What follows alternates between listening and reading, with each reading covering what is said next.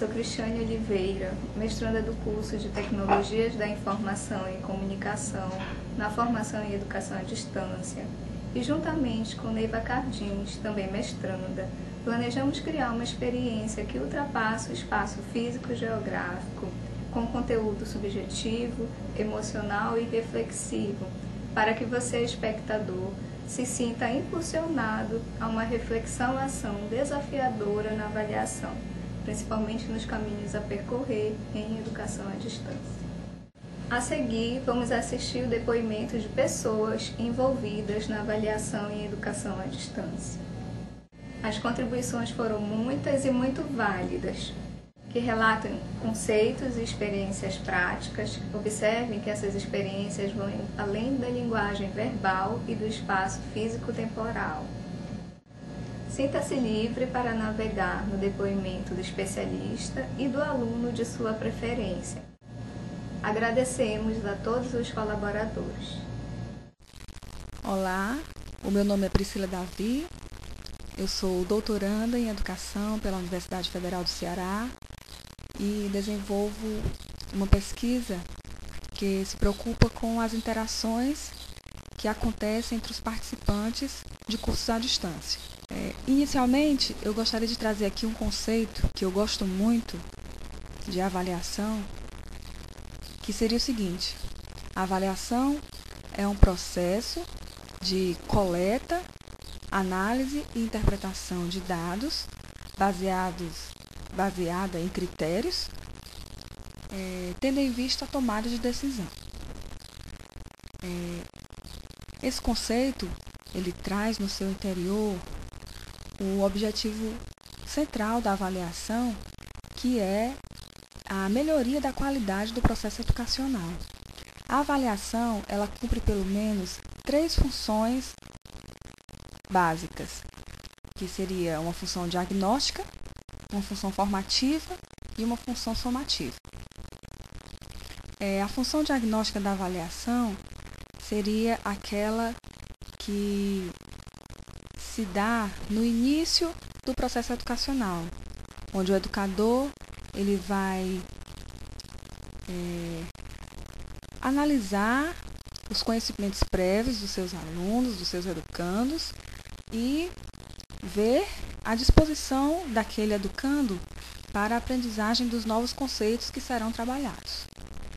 A função formativa da avaliação seria também conhecida como avaliação do processo, seria aquela que acontece ao longo do percurso da aprendizagem.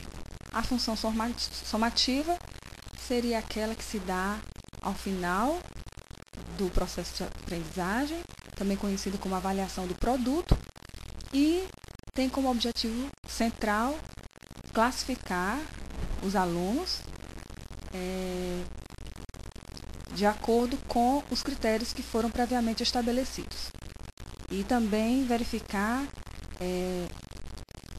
o seu nível de proximidade com as expectativas iniciais traçadas pelo educador.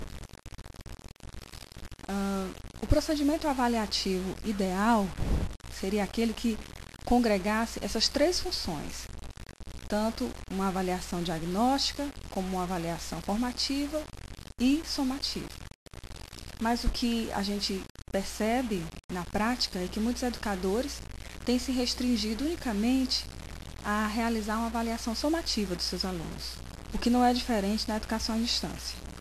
E era exatamente sobre isso que eu gostaria de conversar um pouco com vocês aqui, sobre a relevância de se empreender uma avaliação sistemática e mais global da trajetória de aprendizagem do aluno à distância, não se limitando apenas a procedimentos quantitativos, que limita bastante o olhar do educador e não corresponde muitas vezes à realidade da aprendizagem do aluno.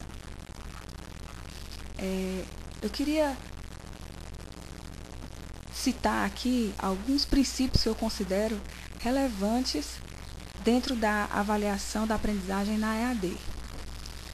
Um primeiro princípio seria aquele que o educador da EAD, ele precisa se preocupar com toda a trajetória que o aluno percorre ao longo do curso do qual ele está participando. Então, exatamente pelo fato do aluno estar separado fisicamente do seu professor, do seu educador, ele precisa desse feedback constante acerca dos seus progressos, dos progressos das suas conquistas de aprendizagem. Então, esse seria um primeiro princípio que a avaliação da EAD precisa observar. O segundo princípio seria a importância de o educador lançar a mão de instrumentos variados de coleta de dados para construir o seu sistema de avaliação. Tá? E quando eu cito instrumentos variados de avaliação ou de coleta de dados, eu cito, por exemplo, as interações que acontecem no fórum de discussão, através de uma ferramenta de bate-papo. Eu cito os trabalhos ou atividades que os alunos realizam, tanto individualmente como em grupo, em equipe. E cito também os comentários que podem ser registrados no ambiente, tanto pelo próprio aluno, como pelos seus pares, como pelo próprio educador. Tudo isso formando um grande banco de dados, uma grande base de dados para fundamentar a análise desse educador de EAD.